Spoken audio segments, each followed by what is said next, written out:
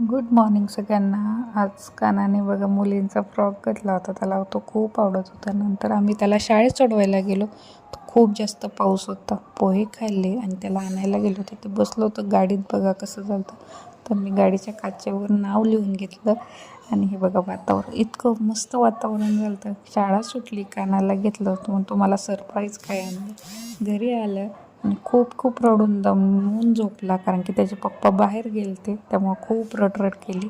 उठला तर त्याचं पार्सल आलं होतं फर्स्ट क्रायवरून.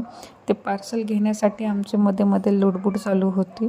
तर पार्सलमध्ये एक त्याचं जर्किन होतं, कारण की आता थंडी खूप वाढली आहे, आणि एक होतं त्याचं ब्लँकेट. त्याचं एक जुनं ब्लँकेट आहे पण तो ते सोडत नाही, त्यामुळे सेम तसंच मागवलं आणि त्याला खूप आवडलं. जर्किन तर खूप छान दिसत होतं त्याला.